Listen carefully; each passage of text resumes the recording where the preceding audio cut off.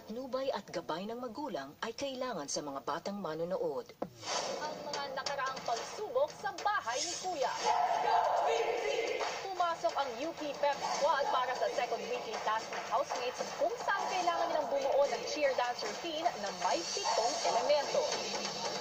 Cheer motion, jumps, gymnastics, partner stunts, pyramid, at pause. Higit pa sa task na subok rin ang katatagan ng ilan sa Dream Team. I just need to let it out for a bit. 1, 2. God, stop! Ang team captain ng cheerleading team na to ay si Elise. Para makatulong na patibayin ang loob ng housemates, iba't ibang tasks rin ang ibigay ng UP Pep Squad. Isa na rito ang cheer finger task kung saan nag-cheer ang housemates para sa mga taong malalapit sa kanila. Boys will come and go. Ako, I will always come and I will never go. Ngayong gabi, anong reaksyon ng Dream Team sa mga ipinangako ni McCoy kay Elise? 150 points pogi yun ah. At anong resulta ng latest weekly task ng housemates? Sa oras na may sumablay, kayo ay mabibigo. Abangan na lahat ng yan sa Dream Team ng Pinoy Big Brother Lucky Season 7. Sa pagtatapos ng cheer finger task, isang revelasyon ang ibinigay ni McCoy. MCEJD, the acronym of the person that I want to cheer and support because it is for my dear princess.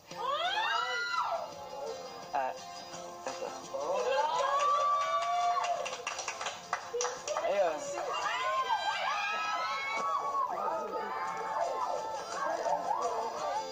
Kuya, di rin po kasi ako showy. Pero dahil nga po sobrang antapang po niya para magbigay ng ganong message, magbigay ng ganong cheer. So, kuya, napayakap po ako.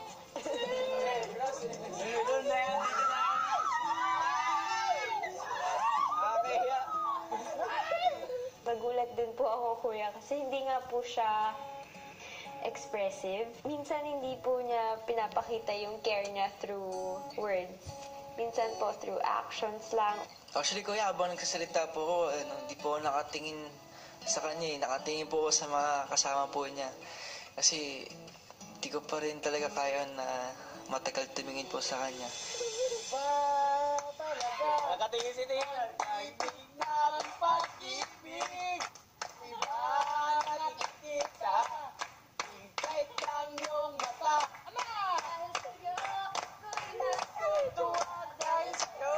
Ako'y nikilig dahil sa'yo. Inat ko na umibig. May kanta na! Nagawa namin yung nagtititigan sila sa activity area nung nagpa-practice kami ng hula hoop. Tapos nakita ko sila, tapos nagawa namin yung kanta. Alam ko naman sa rin yung ngayon, pero hindi nyo alam yung date. Hindi nyo alam yung date. Dear princess. Pero kayo kalimutan ha. Ang nahihiyang si McCoy, pumasok na lang ng kwarto. Si Elise naman, lagi naman po ako nakaalalay dyan eh. Lagi ako nandyan pagka kailangan po niya. Grabe, tay. Bangbot, grabe job po bangbot. Ay, lang ligo. Naligo ka ba? Okay. Chorlito.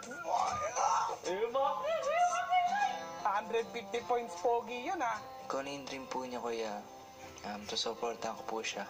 Kasi alam kong ikakasaya po niya yun. Kahit nahihiya, alam mo mahihain siya. It will give him love. Super for him. Si Ate Elise, Ate Elise, anong feeling? Share naman yun. Ano na feel niyo? Uy, natatapakan niyo yung buhok ni Elise. Tinitindas ko nga yan, parang hindi mo tapakan. It's fine. So much, you didn't do anything. What am I supposed to do? Oh my gosh, on a cheap. My mommy will get mad at me. Proud of you, Kuya McCoy. I'm proud of you. Si Elise, sinubukang lapitan si McCoy. Nanginginig ka pa rin, kuya. Hindi. Tapos hindi. Swerte niya sa'yo, ate. Swerte ka sa Ikaw,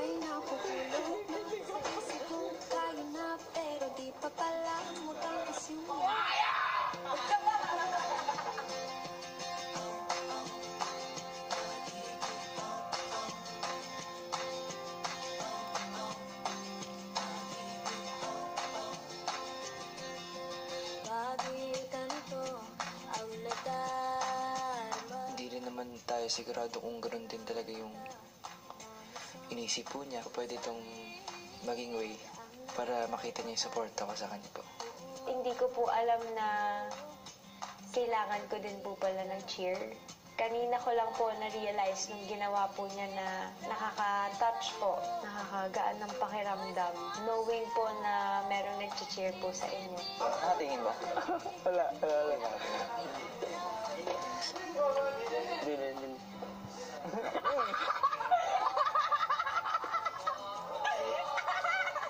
Matapos ang isang buong umaga ng pagtatangka, nalapitan na rin ni Elise si McCoy. Cheer ba yun? Fearless? Hindi, I appreciate it. Thank you. Ayun na sila! Okay lang yan. Baliw, hindi na. Dito. Hindi ko kasi alam kung kailan tiyempo lahat sila natin yun.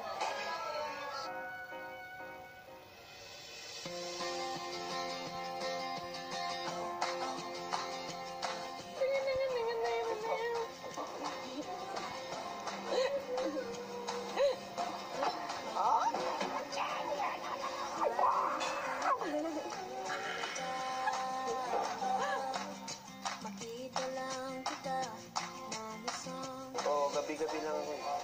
Thank you ulit.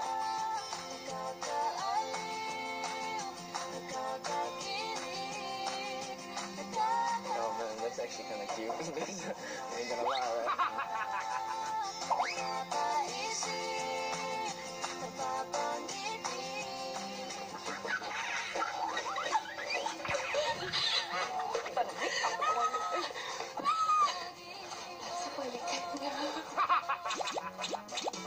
Hindi ka na naman ang maangal.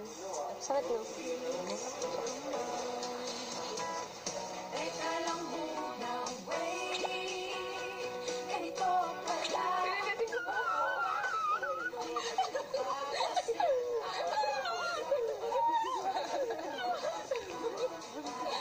Parang pag nakita mo tatagal sila habang buwan, nakasal sila. Nakita mo yun. Ang tatlong girls, kinausap ng masinsinan si Elise. Naman mo, gusto siya ate. Hindi ko pa alam. My mom kasi has high standards. Kasi nga from my past guys, she lets us. She gave like the freedom, the support for like me and the guy. But it didn't turn out good. So parang she's more now.